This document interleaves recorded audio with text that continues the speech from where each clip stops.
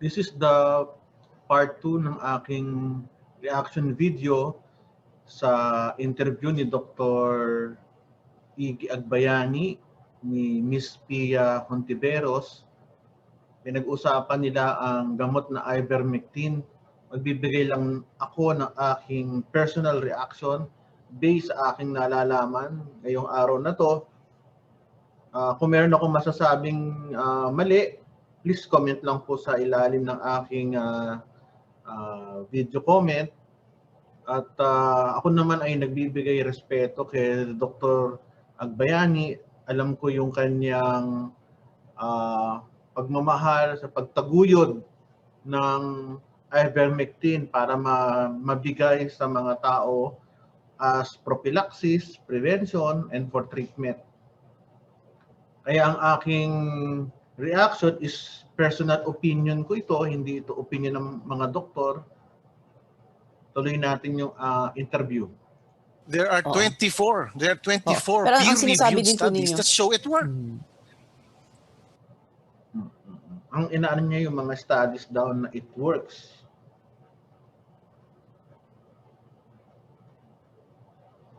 Meron ba?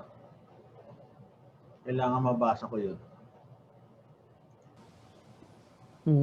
Ang sinasabi din po ninyo, Dr. Agbayani, is that this is something that should not be taken by people, by COVID patients, or by people who don't have COVID but use it as a prophylaxis or a preventive.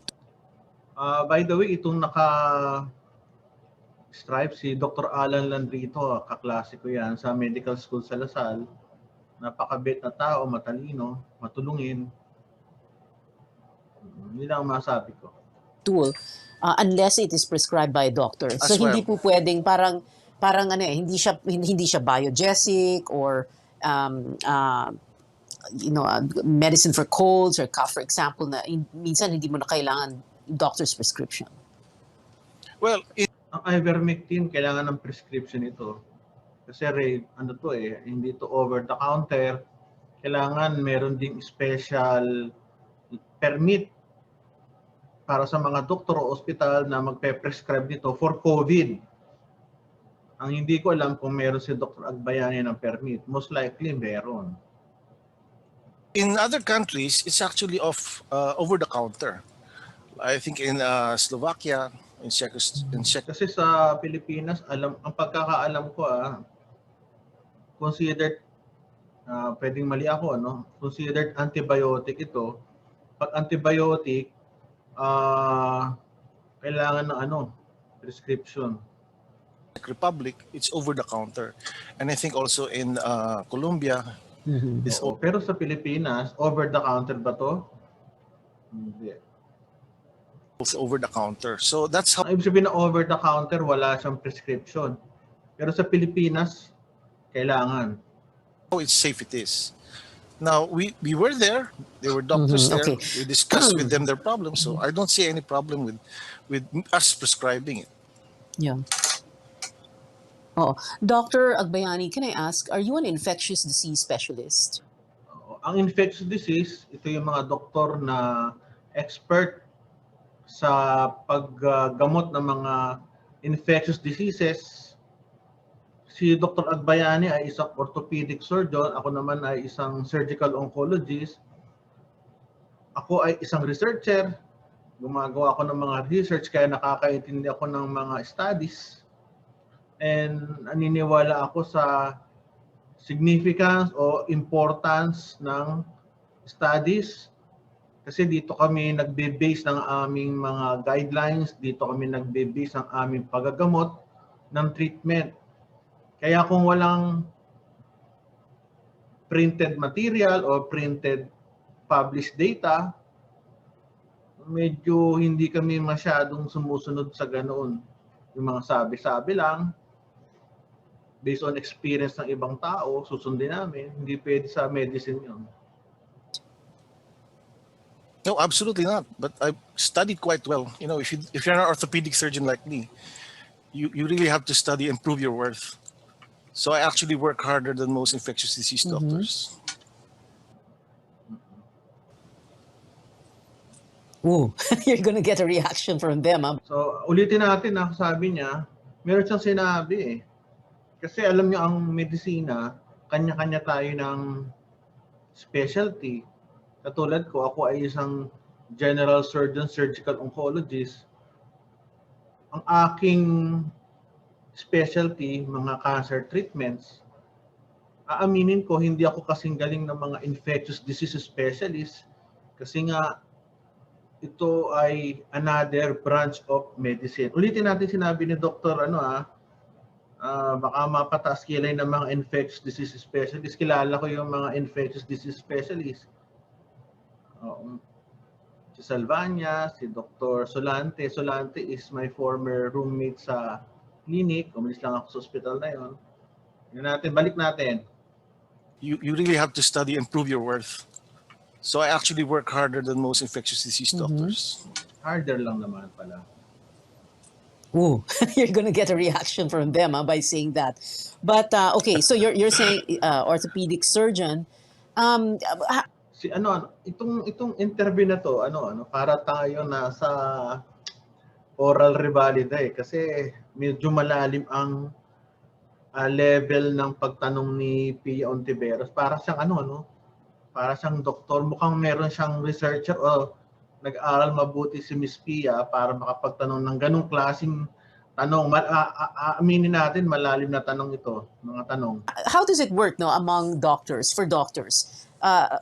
If you're not an ID expert, and you are an orthopedic. Sa aking palagay naman, kung ikaw ay another specialty, pero, tandaan nyo, pero, kung nag-aral ka naman talaga sa isang subject, talagang pinagbutihan mo yung pag-aaral, sa aking masasabi, siguro pwede kang masabing authority doon, pero as a professional career, sabihin, kasi iba pa rin ang turo ng infectious disease specialist, iba pa rin ang kanilang knowledge. Unang-una, may exam yan. Kami siyempre, nagbe-base lang kami sa internet, libro, wala kami masyadong specialized training. Although, nakakaintindi nga kami ng mga research papers. Dapat nakakaintindi kasi ng research. Surgeon, is it all right you are prescribing medicine for COVID-19 patients? Oh, absolutely. We all are general practitioners. So I could prescribe antibiotics, and even people who are not specialists, our DOH secretary. Pwede naman siyang mag-prescribe ng antibiotics. Pwede naman yan sa mga doktor. Kahit ako, nagtitreat ako ng pulmonary TB. Nagtitreat ako ng mga severe skin infections. Hindi mo naman kailangan i-refer sa infectious disease specialist. Is a pathologist. Our FDA director is an ophthalmologist. So we could have many hats, so to speak. It's just a matter of studying it more. The science is the same. So.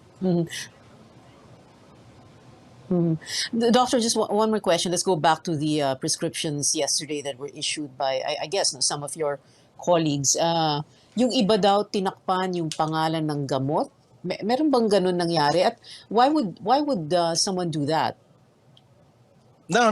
Actually, I made a mistake. I already mentioned that I just forgot to write down the ivermectin because I was concentrating on the dose. Because this is kung ito ang masasabi ko. Kung kulang ang prescription, dapat ang pasyente hindi makakakuha ng gamot. Yun ang masasabi ko lang. Yung nagde-dispense, hindi dapat nagbibigay ng gamot na mali ang prescription. 1. Number 2, hindi ako sigurado kung ang doktor ay pwedeng mag-dispense ng gamot na katulad ng ivermectin. Baka kailangan ng isang pharmacist doon sa area nila na magdi-dispose. Hindi ako sigurado sa ganung, kasi very unusual kung nangyari sa Quezon City, no? Based on experience, nakaka-attend ako ng mga medical mission. At that times naman, hindi naman kami nangangailangan ng pharmacist kasi yung mga gamot dala namin. Hindi ko lang alam yung legality nun. Ano, alam ko mayroong mga, hindi ko alam kung may problem yun or what. Pero ano yun, common practice. Pero yung gamot naman is mga sa sipon lang, di ba? Mga donasyon lang naman yun na binibigay ng mga doktor. That particular patient, she was a little overweight, so I had to double the dose. So I simply just forgot. Yung doubling the dose, ano yun, ano kaya yun? Dahil feel niya lang o mayroong guideline? Or may existing directives na pag doble ang mabigat o doblehan ng gamot? Ito yung mga dapat natin pag-aaralan, hindi pwedeng ano lang by feel. May mga gamot na lalo sa mga bata, kailangan mo ng weight. Napaka-importante yan. Kino-compute yan per kilogram per weight. Di ba?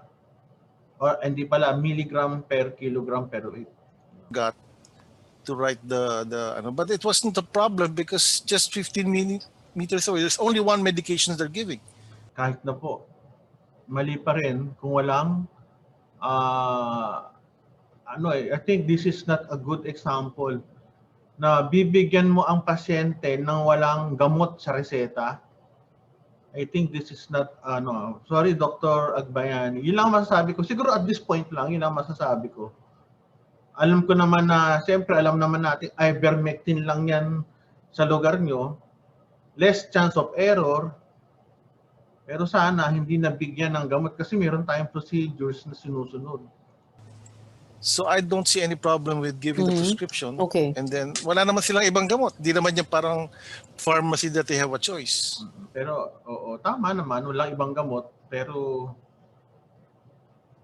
hindi ko alam kung accepted ba yun. So it's an honest mistake. And Anyway, sabi niya honest mistake. So forgiven. Okay, but that happened, I doctor, accept that. okay. Oh, so it happened for only one prescription. Hindi naman lahat ng prescription na binigay. Sabi niya, there are enough studies on ivermectin. Maraming studies. Tama, maraming studies. Pero meron ba doon na significant results na magsasabing pwede ang ivermectin? Yung trials na nakikita namin, positive effect, good effect as of this time, pero hindi pa tapos yung trials na alam ko. At nag-aral din ako, nag-research ako ng mga randomized control trials. Wala talagang nagsabi na na it should be recommended with this dose, etc., etc. Ninyo. Yeah, talagang nitpicking na eh. Okay. Doctor, Itong Old Balara, ito yung barangay kung saan ako nakatira. Kaya taga Quezon City ako. Pero hindi ko alam kung saan lugar itong Old Balara na hall na to. some people have said, and my last question, some people have said that one of the reasons why some people are willing to take ivermectin is because there's no cure right now for COVID-19. Oo. Ang ngayon kasi wala talagang gamot na makaka-cure completely or makakapagbigay ng prevention. Kaya ang mga tao ngayon, kung ano yung nadidinig, talagang yun ang iniinom. Kasi talagang wala tayong choice as of this time. Yung ivermectin, as of this time, one of the choices. Ang problema ko kasi is, tama ba yung dosage for COVID? Tama ba yung frequency of intake? Diba? At the same time, some people may be feeling desperate at this time, even paranoid, very paranoid, no? Is that what is happening now? So, para bang willing na lang ang tao na Makikita niyo to, prescription pero walang license number eh. Hindi ko gusto yung prescription na walang license number because this is an unusual prescription. Hindi ito ang tinuturo sa amin na paggawa ng prescription. Kaya kung isang pharmacy siguro o kung sino man ang nagdi-dispense ng gamot, bibigay sa kanya itong reseta, dapat hindi niya tanggapin. Walang name, walang prescription. Although alam kong magkakakilala sila dyan, pero sa akin hindi ko type yung gantong prescription. Sa akin yun, personal ko lang. To take medicine that isn't, well, okay, I'm not trying to get into an argument or a debate about whether it really is safe, etc., efficacy. But ganun na ba nangyayari ngayon? Sa sobrang takot na ng mga tao, they're willing to take anything. But kumbaga, there's a term, no? Take life na lang.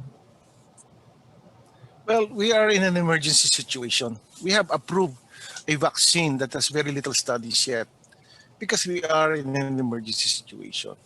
So now, ivermectin is not a new drug. It's an old drug with a high safety profile. And now, before I even recommended it, I studied it well.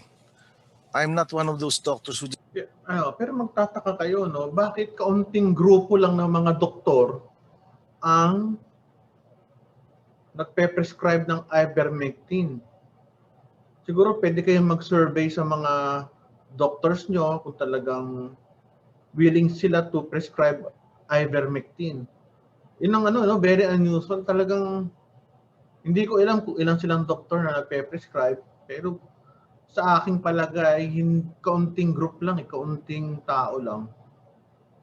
Kasi sa aming mga doktor, pag nag-uusap kami, hindi ko lang alam kung sila lang talaga yung mga malakas na daw magsabi na hindi sila, hindi sila acceptable sa ivermectin.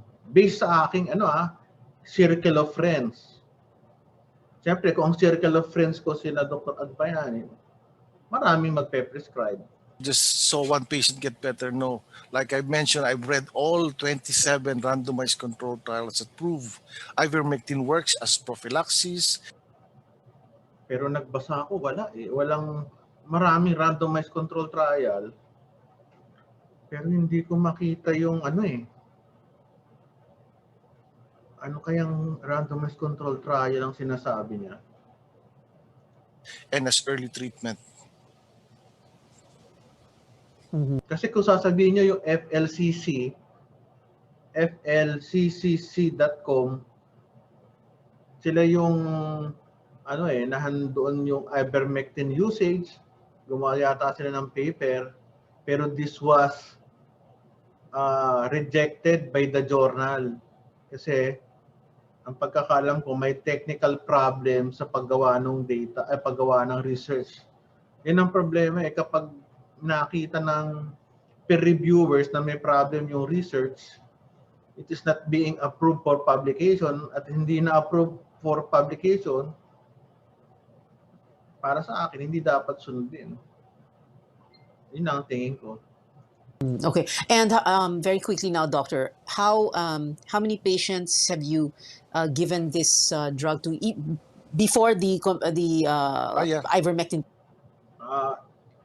Tingnan natin kung meron siyang data kasi bilang doktor, meron ka namang database sa clinic. Napakahirap i-keep track kung ilan talaga ang katulad ko. Hindi ko alam kung gaano kadami nabigyan ko ng gamot for cancer treatment.